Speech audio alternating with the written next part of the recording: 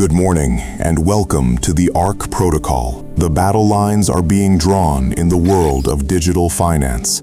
This morning, our top story comes from CoinDesk. The U.S. Federal Reserve has officially launched a pilot program for a digital dollar, a move that could reshape the global economic landscape. Let's dive right into that lead story.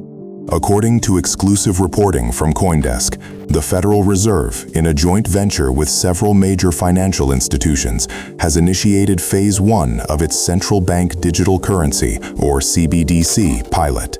This isn't just a research paper anymore.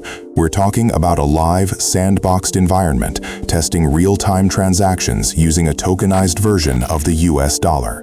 The program, codenamed Project Hamilton 2.0, focuses on wholesale interbank settlements, aiming to drastically increase the speed and efficiency of large-scale transfers. While a retail, consumer-facing digital dollar is still years away, this is the most significant step the U.S. has taken to date.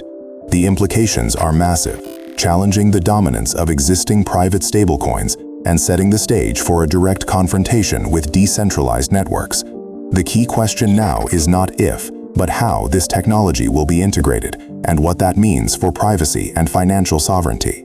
Pivoting from state-controlled finance to decentralized innovation, TechCrunch reports a landmark partnership this morning. Generative AI giant Synthron has announced it will integrate with the Ethel blockchain network to verify the authenticity of its training data.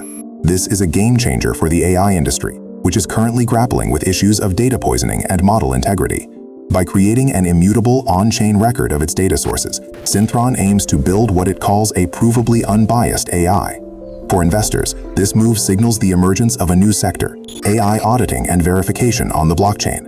This convergence could unlock a new wave of enterprise adoption for decentralized tech, moving it far beyond just finance and into the core of our future digital intelligence. Meanwhile, the regulatory drumbeat continues. Decrypt is reporting on a new legislative proposal circulating in the EU Parliament. The proposed Digital Asset Framework 2 aims to establish clear guidelines for staking-as-a-service providers and decentralized autonomous organizations, or DAOs. While stricter than many in the industry would like, the proposal does offer a potential pathway to legal recognition and operational certainty for DAOs, which have until now existed in a legal gray area. This is a critical development for governance and the future of decentralized organizations in Europe. And now for a quick look at the rest of our top stories. From CNBC, tech billionaire Mark Corvin has publicly stated his company will be moving 5% of its cash reserves into Bitcoin, calling it a necessary hedge against monetary debasement. And from Investing.com, commodity markets are reacting to the digital dollar news, with gold futures seeing a slight dip as traders speculate on the long-term impact on safe haven assets. Real shockwave is coming from the future, a titan of the AI space, fresh off a massive exit to AMD, is placing a $500 million bet on the next frontier, quantum computing. Our top story this morning is a seismic move in deep tech. Peter Sarlin, the architect behind the AI startup that AMD acquired for an eye-watering $665 million, is stepping back into the arena. His new venture is called Quo-2, and it isn't trying to build a quantum computer. Instead, it's building the very roads and bridges that enterprises will need to cross when the quantum era finally dawns. This isn't a science project. It's a calculated, strategic play to build the foundational infrastructure for a technology that could redefine everything. Sarlin is leveraging his immense capital and credibility to solve the boring, difficult, and absolutely essential problems of quantum integration before the gold rush even begins. This announcement carries significant weight. When a founder with a proven Midas touch in AI pivots this hard into quantum infrastructure, it signals a powerful shift in the venture landscape.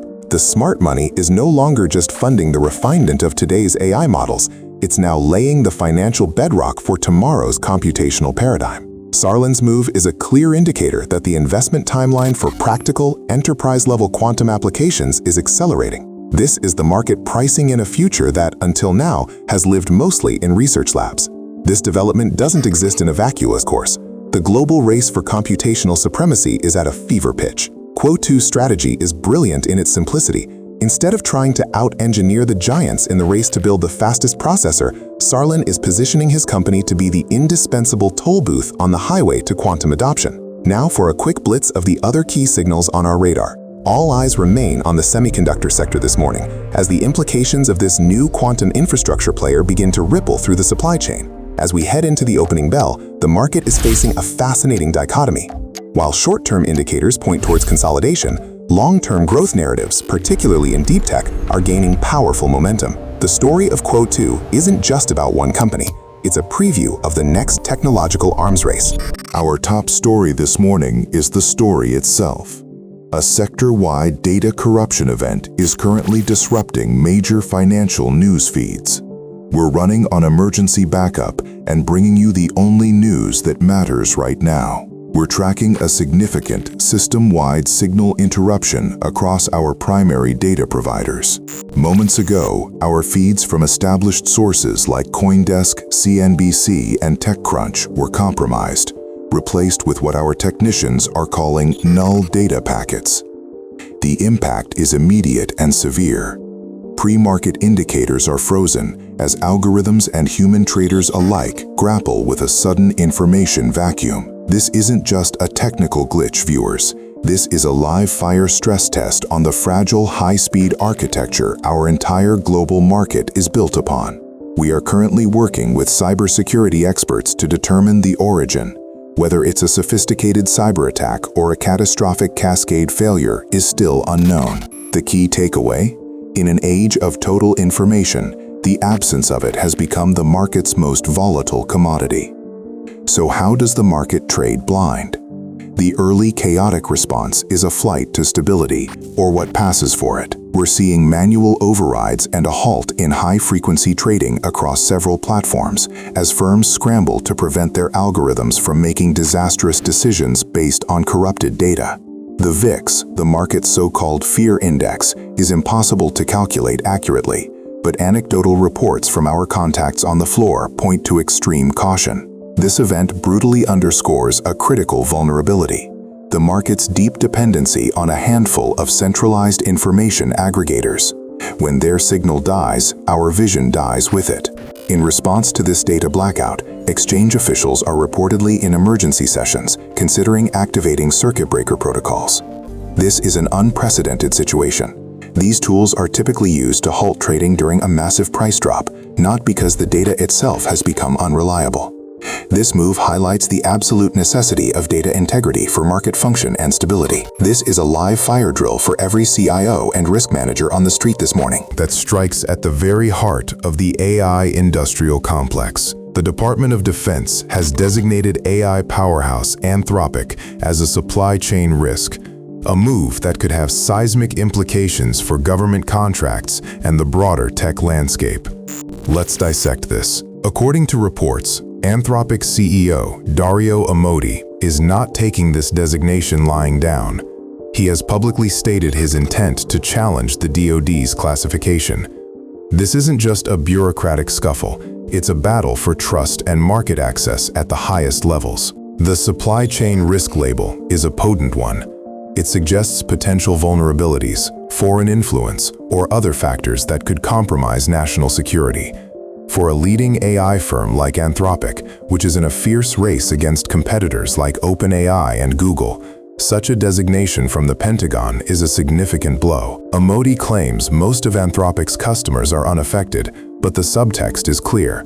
Their ability to secure lucrative, sensitive government and military contracts is now in jeopardy. This raises critical questions about the criteria the DoD uses to vet its AI partners, and whether this is a sign of a broader crackdown on big tech's role in national defense.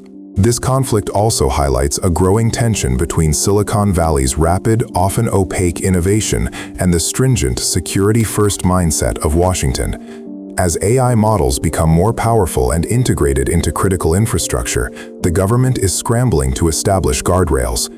The DoD's move against Anthropic could be the first of many, setting a precedent for how the US government will manage its reliance on privately developed artificial intelligence. We'll be watching to see if other AI labs are next, and how this impacts the flow of venture capital into a sector that has, until now, seemed unstoppable. Due to a limited data feed this morning, we are focusing on the primary Anthropic story. No other actionable intelligence has been received. The key takeaway this morning is that the lines between corporate innovation and national security are blurring into a single high-stakes battleground. Anthropic's challenge against the DoD is more than just one company's fight.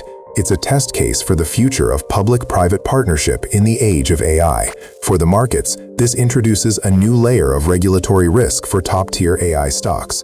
Expect volatility as investors try to price in the uncertainty. As one story dominates the entire conversation, the high-stakes standoff between the Pentagon and AI titan Anthropic, and the incredibly timed finalization of the pro-human declaration. Let's plug directly into the primary issue. Our sources confirm the pro-human declaration was finalized just before last week's confrontation at the Pentagon. The timing here is no accident. It's a strategic move in a geopolitical chess game. This isn't just a contract dispute. It's a philosophical and technological Cold War erupting into public view. On one side, you have the immense power and security apparatus of the Pentagon. On the other, Anthropic, an organization founded on the principle of AI safety. The collision of these two events, as one insider noted, wasn't lost on anyone. The core question now is whether a declaration to protect humanity can coexist with the objectives of one of the world's most powerful military forces. The fallout from this ideological clash will define the regulatory landscape for a generation. This brings us to our secondary analysis: market paralysis. The Pentagon-Anthropic conflict is acting like a gravity well, pulling all capital and attention towards it. We're seeing major defense contractors and big tech stocks trading sideways, with investors unwilling to place bets until the dust settles. The usual M&A chatter and earnings reports are being completely ignored. This single event has injected a massive dose of systemic risk into the market, and the question on every trader's terminal is not if the government will intervene, but how and when. Now, while this story overshadows everything, it is connected to a broader trend we're tracking: the push for technological sovereignty. The pro-human declaration is a clear signal that corporations are drawing lines in the sand, attempting to establish their own ethical charters independent of national interests. This is a bold and frankly dangerous play. It challenges the very nature of public-private partnerships in an era of exponential technological growth. Due to the gravity of this situation, we are foregoing our usual blitz round. All other news is secondary. To close, the outlook is one of extreme caution and heightened volatility. The tension between our most powerful institutions and our most advanced creations has reached a breaking point. Do not be surprised to see regulatory hammers fall and capital flee to safer assets. Stay vigilant. We'll be here to track the data as it breaks. This is the ARC Protocol. Signing off.